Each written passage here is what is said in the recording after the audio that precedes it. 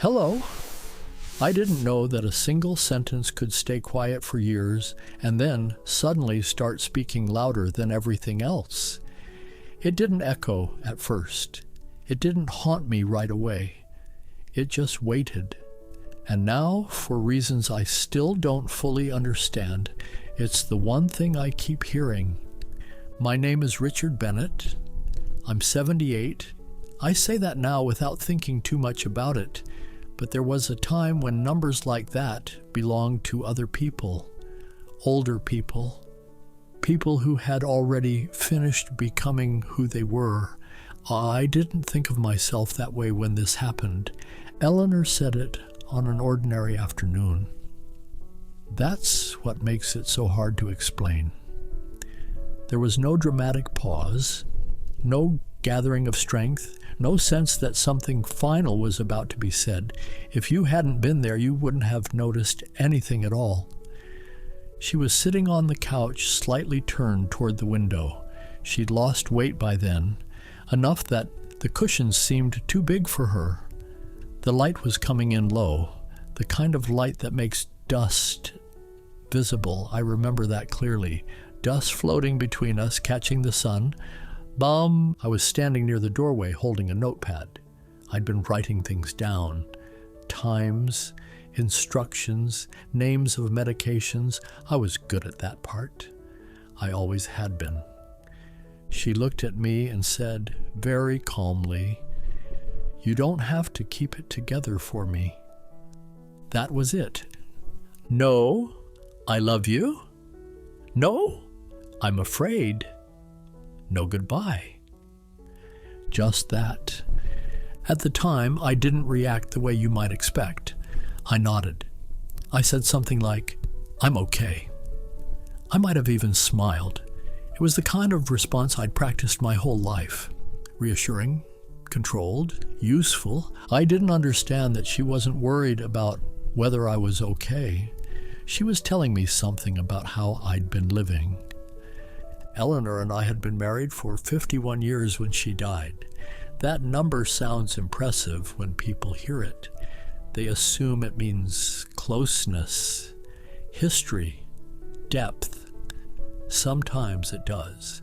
Sometimes it just means endurance. We met when I was 26. She was 2 years younger. I remember noticing how easily she stayed with people when they spoke. Not just waiting her turn, but actually staying. It made conversations feel slower around her, like she had stretched time just a little. I wasn't used to that. In my family, talking was functional. You said what needed to be said and moved on. I learned early that being composed was safer than being honest, that if you didn't let things show, they couldn't complicate your life. That belief settled into me so deeply I stopped noticing it was there. When Eleanor and I married, I thought my job was to be steady, to be the one who didn't wobble. I thought that was what love required. I didn't think she needed access to my fears or doubts. I thought shielding her from that was kindness. We built a life that worked. That's the phrase I always come back to. It worked. We raised 2 sons, Michael and David. The house was rarely quiet when they were young. Michael talked constantly. He asked questions about everything. David watched more than he spoke. I assumed that was just their personalities. I didn't notice how much of that difference had to do with me. I was there. I came home every night. I sat at the table. I did what needed to be done, but I lived slightly ahead of the moment, always thinking about the next thing, the next obligation, the next problem to solve. Eleanor lived where she was. She noticed when Michael stopped asking me to play. She noticed when David stopped asking anything at all. She mentioned it carefully, not as criticism, just observations. I heard her. I always heard her. I just didn't change anything. Over time, she adjusted. That's the word I'd use now. She adjusted to my limits. She found other places to put the parts of herself that didn't find room with me. Friends, books, long walks, silence. I told myself that was normal, that long marriages settle, that comfort replaces intensity, that this is what stability looks like after enough years. It never occurred to me that stability and distance can look almost identical from the inside. When Eleanor became sick, everything narrowed. The future shrank. The days became heavier. I leaned even harder into what I knew how to do. I organized. I tracked. I managed. I kept my voice even. I stayed upright. I thought that was strength. So when she said I didn't have to keep it together for her, I heard it as reassurance, as kindness. I didn't hear the truth inside it. What she was really saying was that I had been keeping it together for decades, and that it had kept me away from her. That understanding didn't land right then. It landed much later. After she was gone, after the house had learned to be quiet, after there was no one left to practice composure for. Now, when I think back on that sentence, I realize it wasn't meant to comfort me. It was meant to invite me somewhere I had never gone, and I didn't accept the invitation, not until it no longer mattered. After that afternoon, nothing changed on the surface. That's what troubles me most when I think back on it. There was no shift in tone, no sudden closeness, no moment where I finally sat down beside her and let myself unravel. I kept doing what I had always done.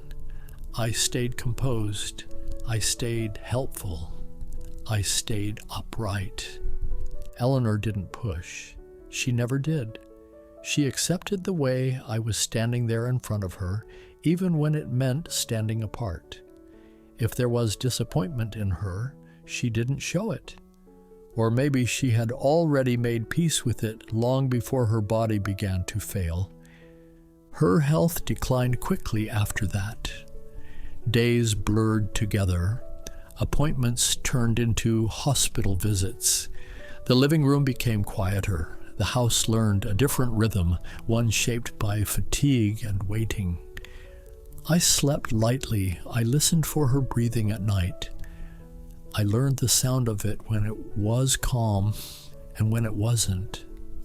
I was afraid all the time, but I didn't know how to let that fear exist out in the open. I treated it like something that needed to be managed, the same way I treated everything else. I kept it contained.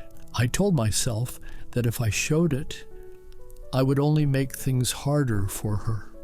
That was the story I told myself anyway. There were moments when I almost broke through it, small ones. I would sit beside her and feel the urge to say something real, not reassuring, not practical, just true. Something like, I don't know how to do this without you, or I'm scared of what comes next. But each time, the words stalled somewhere inside me. I didn't trust them. I didn't trust what would happen if I let them out. So I stayed quiet, and she let me. In her last days, she slept more than she spoke. When she was awake, she seemed calmer than I was. She watched me move around the room, adjusting pillows that didn't need adjusting, straightening things that were already straight. Once she smiled faintly and said, "You're pacing again." There was no criticism in it, just familiarity. I don't remember her final moments clearly. I remember fragments, the weight of her hand, the sound of the monitor, the stillness afterward. I remember standing there, waiting for something to happen, not fully understanding that it already had. After she was gone, people came, family, friends, the boys. The house filled up again briefly, like it was trying to remember what it used to be. Everyone spoke softly. Everyone asked how I was holding up. I told them I was managing. It was the only language I knew.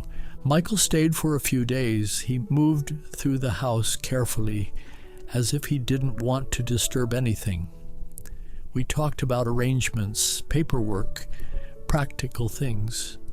On his last night, we sat at the kitchen table after dinner, the same table Eleanor used to sit at in the evenings. He looked at me for a long time before speaking. "She knew you loved her," he said. Not as a question, as a statement. I nodded. I said yes, because I believed it. What I didn't say, what I couldn't say, was that loving someone quietly is not the same as letting them feel it. That loving someone in theory doesn't always translate into loving them in practice. I didn't have the words for that yet. David called the next morning to check in. His voice was steady, controlled. He asked if I'd eaten, if I'd slept, if I needed anything. I answered him the same way I always had, briefly, reassuringly. When we hung up, I realized how familiar that exchange felt. Even then, even after everything, the house emptied again, and that's when Eleanor's words came back. Not right away, not in the dramatic way people talk about. They returned slowly, in pieces, in quiet moments when I was folding laundry or standing in the doorway of a room with no reason to be there. "You don't have to keep it together for me." At first I heard it as comfort, something she had said to ease my burden. But over time, the sentence changed. Or maybe my understanding of it did. I started to hear the years inside it, the decades of watching me stay composed, stay controlled, stay distant. I began to realize that she hadn't needed me to be strong. She had needed me to be open. And those two things are not the same. That realization arrived too late to do anything with. I think about how many times she must have wanted me to sit down beside her and say something unguarded, something unfinished, something that didn't lead anywhere, but existed just because it was true. I think about how many times she invited me into that space without forcing me. And I think about how consistently I declined. I don't beat myself up over it every day. That would be unbearable, but the awareness doesn't leave. It sits quietly in the background of everything now. When I talk to Michael, when David calls, when I notice how careful I still am with my words, even when there's nothing left to protect. I understand now that Eleanor wasn't asking me to stop being strong. She was asking me to stop hiding behind it. And by the time I understood that difference, there was no one left who needed to hear it from me. The house is very quiet now, not peaceful, just quiet. Some evenings I sit in the living room and remember that afternoon, the light, the dust in the air, the calm in her voice. I replay the moment over and over, not to torture myself, but because I keep wondering what might have happened if I had heard her properly. I don't know if it would have changed everything. I don't pretend that one conversation could rewrite a lifetime, but I know it would have changed something, and sometimes that's enough to feel the weight of it. I live with that now, with the knowledge that the most important thing she ever said to me wasn't meant to reassure me. It was meant to reach me, and I didn't let it. Not until it was too late.